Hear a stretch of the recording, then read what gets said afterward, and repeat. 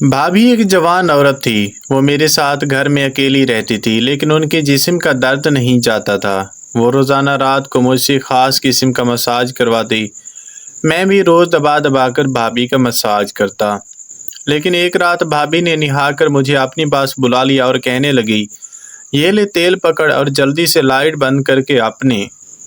میرا نام زید ہے، میری عمر 20 سال تھی۔ ان دنوں میں اپنے گھر میں اکیلا رہتا تھا۔ جب بھائی نے شادی کی تاکہ میری تنہائی بھی ختم ہو سکے۔ میری بھابھی کا نام صبا تھا۔ میں ان کو بھابھی نہیں بلکہ محبت سے صبا ہی کہتا تھا۔ بھائی کی نہ ہوتے ہوئے وہ اکثر اداس اور پریشان نظر آتی تھی۔ کئی دفعہ میں نے انہیں چھپ چھپ کر روتے ہوئے بھی دیکھا تھا۔ مجھے لگا تھا کہ وہ حسن بھائی کی یاد کرتی ہیں جب بھی وہ چھپ چھپ کر آنسو بہاتی ہیں۔ لیکن نہ ہی میں نے کبھی ان سے یہ بات پوچھی تھی، نہ ہی صبا نے کھل کر میرے سامنے یہ بات کہی تھی۔ وہ سارا دن خاموشی سے گھر کے کام کار کرتی رہتی تھی اور پھر رات کو اپنے کمرے میں بند ہو جاتی اور ان کے کمرے سے سسکیوں کی آوازیں آنے لگتی۔ دراصل حسن کی شادی کے اگلے ہفتے ہی وہ دبئی چلا گیا تھا۔ ایک نئی نویلی دلہن کے لیے اپنے شوہر کے بغیر وقت گزارنا بہت مشکل ہوتا ہے، لیکن حسن نے یہ شادی صرف میری خاطر کی تھی، کیونکہ میں گھر میں اب بالکل تنہا رہتا تھا اور گھر کی ذمہ داری کے لیے کسی عورت کی ضرورت تھی۔ اس لیے حسن بھائی صبا کو میرے حوالے کر گئے تھے۔ تب سے صبا بالکل اکیلی تھی اور میں ہی ان کا خیال رکھتا تھا۔ وہ ایک درمیانی عمر کی عورت تھی اور رشتہ نہ ملنے کی وجہ سے ان کے گھر والوں نے حسن کے ساتھ انہیں رخصت کر دیا تھا، کیونکہ ہر گزرتے دن کے ساتھ ان کی عمر بڑھتی ہی جا رہی تھی۔ ایک رات میں سونے کے لیے لیٹ رہا تھا کہ صبا نے مجھے اپنے کمرے میں آواز دے کر بلا لیا۔ رات کی اس پہر نہ جانے بھابھی کو مجھ سے کیا کام پڑ گیا تھا۔ یہی سوچ کر میں تیزی سے صبا کے کمرے میں پہنچ گیا، کیونکہ حسن نے جاتے ہوئے صبا کی ذمہ داری میرے کندھوں پر ڈال دی تھی اور یہ بھی کہا تھا کہ میرے پیچھے میری بیوی کی ہر ضرورت کا خیال رکھنا۔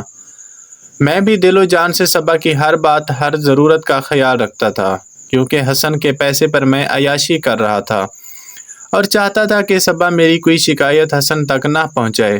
حسن نے جب بھی کبھی واپس آنے کی بات کی تھی تو ہم کوئی نہ کوئی خرچہ کھڑا کر کے ان کی واپسی کو روک دیا کرتے تھے، اس لیے حسن کبھی واپسی کا سوچ ہی نہیں سکا تھا۔ رات کے 11 بجے کے وقت صبا نے مجھے آواز دے کر اپنے کمرے میں بلایا تو میں یہی سوچ کر پہنچ گیا کہ صبا کا کوئی ضروری کام ہوگا، لیکن وہاں جا کر میں چونک گیا کیونکہ صبا اپنی بستر پر لیٹی ہوئی تھی۔ میں گھبرا کر دروازے پر ہی رک گیا اور صبا کو آواز دے کر کہا، جی بھابھی کوئی کام ہے؟ مجھے لگا تھا کہ میرے آواز دینے پر وہ اٹھ کر بیٹھ جائیں گی اور ہمیشہ کی طرح دوپٹے سے خود کو چھپا لے گی، کیونکہ وہ سارا دن دوپٹے میں ہی رہا کرتی تھی۔ میں نے کبھی انہیں اس طرح سے نہیں دیکھا تھا، مگر میری آواز سن کر وہ کہنے لگی، زید اندر آ جاؤ، مجھے تم سے کچھ ضروری کام ہے۔ وہ ابھی بھی بستر پر الٹی ہی لیٹی ہوئی تھی۔ میں کمرے کے اندر داخل ہو گیا، لیکن میری نظریں جھکی ہوئی تھیں۔ میں تھوڑا سا شرمیلا سا لڑکا تھا اور پہلی دفعہ کسی عورت کو اس طرح دیکھ رہا تھا۔ صبا نے گردن میری طرف موڑ کر مجھے دیکھا اور پھر میری جھکی ہوئی نظروں کو دیکھ کر کہنے لگی، زید شرمانے کی بات نہیں ہے، اس گھر میں تم ہی میرے ہو، تو بس یہی سوچ کر میں نے تمہیں بلایا ہے کہ اس مشکل وقت میں تم میرا ساتھ دو گے۔ صبا کی بات میں نہ سمجھا تو اس کی طرف دیکھا تو کہنے لگی، میرے سر میں بہت درد ہے، کیا تم میرا مساج کر دو گے؟ تمہارے بھائی نے مجھے بتایا تھا کہ تم بہت اچھا مساج کرتے ہو اور ان کے سر کا درد بھی تم چٹکیوں میں ٹھیک کر دیا کرتے تھے۔ صبا کی بات سن کر میں مسکرا دیا، کیونکہ یہ بات واقعی ہی حقیقت تھی کہ بھائی جب یہاں ہوتے تو ہر وقت مجھ سے اپنے سر کا مساج کرواتے تھے، لیکن وہ تو بھائی تھے، میں بھابھی کا مساج کس طرح کر سکتا تھا؟ صبا نے مجھے آزمائش میں ڈال دیا تھا۔ سمجھ نہیں آ رہا تھا کہ کیا کروں۔ میں سوچ میں پڑ گیا تھا کہ صبا کس قسم کی عورت ہے جسے اپنے دیور سے مساج کا کہتے ہوئے شرم بھی محسوس نہیں ہو رہی، جبکہ یہ کوئی مناسب بات تو نہیں تھی۔ ایک عورت کا ایک مرد سے مساج کروانا، اور وہ بھی اپنے دیور سے۔ کوئی اور وقت ہوتا تو میں صاف لفظوں میں نہ صرف انکار کرتا بلکہ صبا کو اس بات پر کھری کھری بھی سناتا، لیکن اس وقت تو میں حسن کے ٹکڑوں پر پل رہا تھا۔ اس لیے صبا کے آگے زبان چلانے کی میری ہمت نہیں تھی اور نہ ہی انہیں انکار کرنے کی۔ صبا نے اچانک سے ڈریسنگ ٹیبل پر رکھی تیل کی بوتل مجھے دکھائی اور کہنے لگی، یہ بہت اچھا تیل ہے، بس تم اس سے میرے سر کا مساج کر دو۔ یہ کہتے ہوئے ان کی آنکھوں میں آنسو چمک اٹھے اور مجھے لگا کہ شاید وہ بہت تکلیف میں ہے۔ میرے اندازے میں ہچکچاہٹ تھی، لیکن میں صبا کو انکار نہیں کر پایا اور میں نے وہ تیل کی بوتل اٹھائی اور بستر پر ان کے قریب ہی بیٹھ گیا۔ دھیرے دھیرے تیل ان کے سر پر ڈال کر مالش کرنے لگا۔ البتہ میں نے اپنی نظریں جھکا رکھی تھیں اور خود کو کسی بھی طرح کے جذبات کو محسوس کرنے سے روک رکھا تھا۔ میرے ہاتھ صبا کے سر پر تیل لگاتے ہوئے بری طرح کانپ رہے تھے۔ میں نے آج تک بہت سے کاموں میں صبا کی مدد کی تھی، لیکن صبا نے کبھی مجھ سے اس طرح کی کوئی فرمائش نہیں کی تھی۔ میں جیسے جیسے تیل لگا رہا تھا، صبا کی عجیب سی آوازوں سے کمرہ گونجنے لگا تھا، جیسے ان کو سکون مل رہا تھا۔ صبا نے دوبارہ میری طرف نہیں دیکھا تھا اور میں نے بھی ان کے چہرے پر نظر نہیں ڈالی تھی۔ شرم کے احساس سے تو میرا چہرہ ہی سرخ ہو رہا تھا۔ میرا بس نہیں چل رہا تھا کہ کس طرح اس منظر سے غائب ہو جاؤں، لیکن میں کیا کرتا، مجبور تھا۔ اگر میں صبا کو انکار کرتا اور یہ بات بھائی کو پتہ چلتی کہ میں نے صبا کے کسی حکم کو نہ مانا ہے، تو میری جیب خرچی بند ہو جاتی۔ لیکن آج صبا کی مجھ پر عنایتیں کچھ کیوں چلائی گئی تھی؟ صبا نے مجھے کسی چیز سے نہیں روکا تھا۔ میں بے دھڑک صبا سے ایکسٹرا پیسے مانگ لیا کرتا تھا اور وہ آگے سے سوال بھی نہیں کرتی۔ کافی دیر تک میں صبا کے سر کا مساج کرتا رہا اور صبا کی آوازوں سے کمرہ گونجتا رہا۔ اس کے بعد شاید صبا کو نیند لگ گئی تھی، کیونکہ ان کی آوازیں آنا بند ہو گئی تھیں اور پھر میں اٹھ کر ان کے کمرے سے خاموشی سے باہر نکل آیا۔ میرا دل عجیب سے دھڑک رہا تھا۔ پہلی دفعہ میں کسی عورت کی قربت کو محسوس کر کے آیا تھا اور اس بات نے میرے اندر ایک آگ لگا دی تھی۔ صبا کا لباس اور ان کے خوبصورت رنگ نے مجھے عجیب ہی نشے میں ڈال دیا تھا۔ اور پھر جیسے ہی مجھے خیال آیا کہ وہ میرے بھائی کی بیوی ہے، تو میں نے توبہ کی اور سوچا کہ اب آئندہ میں صبا کے کمرے میں رات کے وقت نہیں جاؤں گا۔ اگلی صبح صبا نے پوری طرح دوپٹہ پہن رکھا تھا اور میرے لیے ناشتہ بنا رہی تھی۔ پھر میرے آگے ناشتہ رکھ کر میرا شکریہ ادا کرتے ہوئے کہنے لگی، زید، تم نے تو میرے سارے درد ختم کر دیے ہیں، میں تمہاری شکر گزار ہوں۔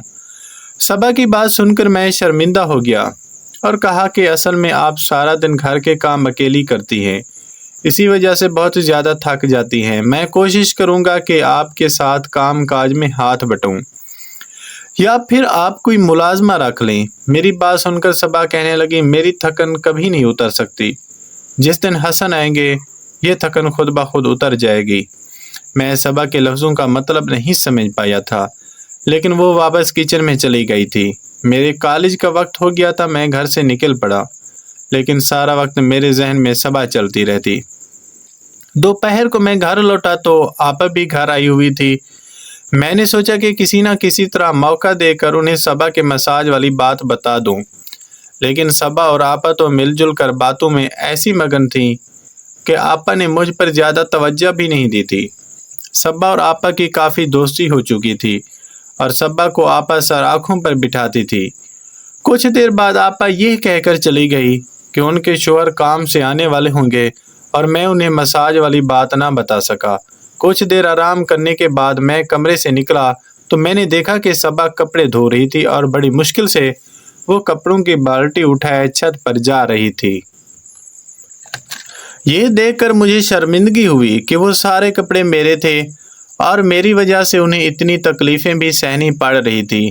میں نے فوراً صبا کو آواز دی اور بالٹی ان کے ہاتھ سے لے لی۔ صبا کا سارا وجود پسینے سے شرابور تھا، کیونکہ گرمی کی شدت تھی اور پھر کچھ کپڑے دھوتے ہوئے ان کا لباس بھی ہلکا ہو گیا تھا۔ میں صبا سے بالٹی پکڑ کر چھت پر پہنچ گیا۔ پھر میں نے انہی کے ساتھ سارے کپڑے بھی رسیوں پر پھیلائے اور ہم واپس نیچے چلے آئے۔ صبا کچھ عجیب انداز سے چل رہی تھی، جیسے انہیں بہت زیادہ تکلیف ہو رہی ہے۔ میں نے خود صبا سے کہا کہ اگر آپ کہیں تو کسی ڈاکٹر کے پاس چلیں، مجھے لگتا ہے کہ آپ کے سر میں زیادہ درد ہے۔ میری بات پر وہ اداسی سے مسکرائی اور کہنے لگی، یہ میری غلطیوں کا نتیجہ ہے۔ صبا کی بات سن کر میں نے چونک کر انہیں دیکھا تو وہ کہنے لگی تم فکر نہ کرو، میں جلد ٹھیک ہو جاؤں گی، اور پھر اپنے کمرے میں چلی گئی۔ پچھلے کچھ دنوں سے صبا کی ہر بات میری سمجھ سے باہر تھی۔ وہ میرے لیے پریشانی بن گئی تھی۔ کبھی کبھی تو ایسا لگتا تھا جیسے وہ کچھ چھپانے کی کوشش کر رہی ہو۔ دوپہر ختم ہوئی اور گرمی کا زور بھی ٹوٹا تو مجھے چائے کی طلب کا احساس ہوا۔ میں صبا سے چائے کا کہنے ان کے کمرے کے قریب گیا تو اندر سے مجھے صبا کی آواز سنائی دینے لگی۔ وہ روتے ہوئے کسی سے کہہ رہی تھی یہ سب کچھ تمہاری وجہ سے ہوا ہے۔ آج میری جو حالت ہے اس کی ذمہ دار تم ہو۔ تمہاری باتوں میں آ کر میں نے خود کو برباد کر لیا ہے۔ صبا کی بات سن کر میں دروازے پر ہی رک گیا تھا۔ نہ جانے وہ کس سے بات کر رہی تھی۔ یقیناً وہ جس کے ساتھ غلط طریقے سے اس سے آگے کا سوچ رہی تھی۔ میرے کانوں سے دھواں نکلنے لگا تھا۔ مجھے سمجھ نہیں آ رہا تھا یہ بات کس سے کہوں۔ بنا سوچے سمجھے ہی میں نے حسن کو فون لگا دیا۔ میں نے بھائی سے کہا کہ آپ واپس کیوں نہیں آ جاتے۔ بھائی پوچھنے لگے سب خیریت ہے؟ اب میں انہیں کیا بتاتا کہ ان کے پیچھے ان کی بیوی کیسے حرکتیں کر رہی ہے۔ میں نے بس یہی کہا کہ آپ کی یاد آ رہی ہے، ہو سکے تو آپ لوٹیں۔ کچھ دیر کی باتوں کے بعد بھائی نے فون بند کر دیا اور میں پھر گہری سوچ میں ڈوب گیا تھا۔ سمجھ نہیں آ رہا تھا کہ مجھے کیا کرنا چاہیے۔ اور پھر اس رات بھی صبا نے مجھے آواز دے کر اپنے کمرے میں بلا لیا۔ میں ان کے کمرے میں پہنچا تو وہ پھر سے لیٹی ہوئی تھی اور سر پر مساج کا کہہ رہی تھی۔ میں نے خاموشی سے تیل کی بوتل اٹھائی اور نگاہ نیچے چھپائے ان کے سر کا مساج کر رہا تھا اور سوچ رہا تھا وہ کس طرح مجھ سے ہی اور اپنا وہ والا مساج کروا رہی ہے۔ مجھے لگ رہا تھا کہ جب میں کالج جاتا ہوں تو میری غیر موجودگی میں گھر میں کوئی آتا ہے۔ یہی دیکھنے کے لیے اگلے دن میں کالج سے جلدی واپس آ گیا، لیکن یہ دیکھ کر مجھے حیرت ہوئی کہ گھر کے دروازے پر تالا لگا ہوا تھا اور صبا گھر میں نہیں تھی۔ میں گھر سے دور چھپ کر کھڑا ہو گیا۔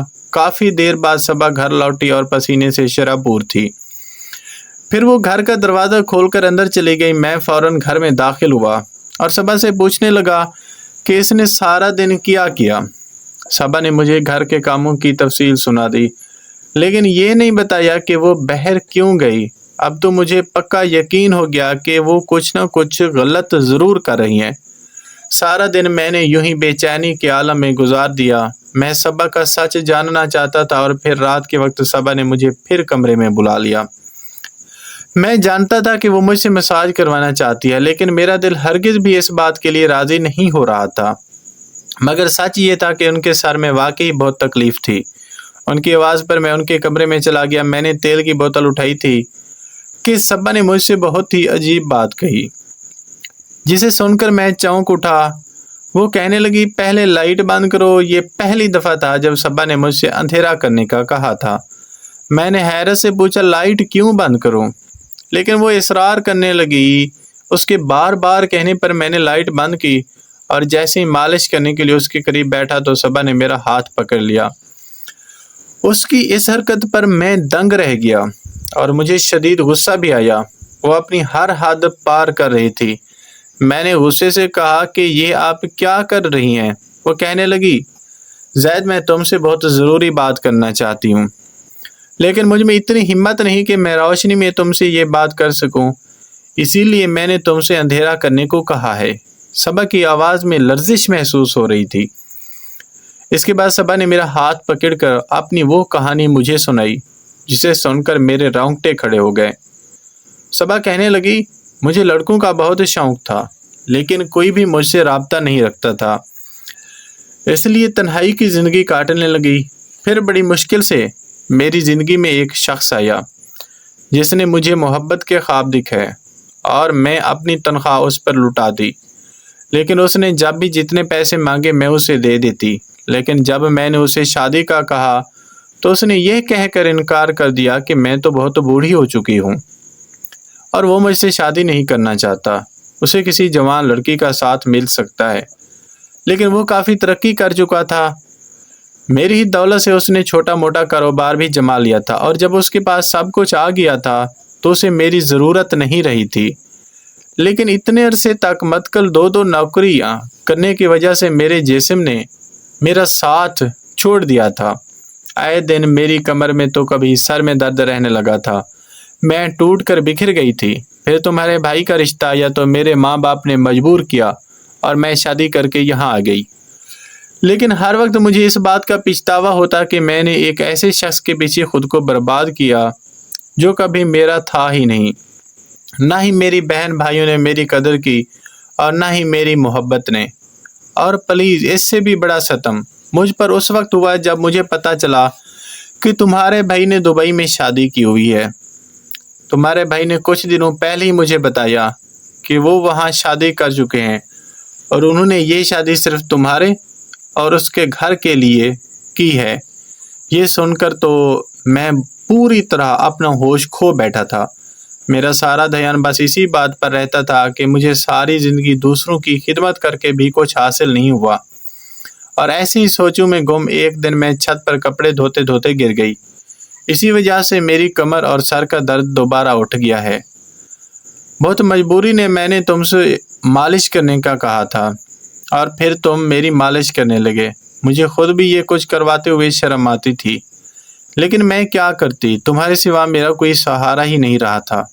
कल मैं अपने घर गई थी। मैंने अपनी माँ को अपने शौहर की दूसरी शादी का बताया और उनसे कहा कि मैं इस तरह कब तक ज़िंदगी गुजारूंगी।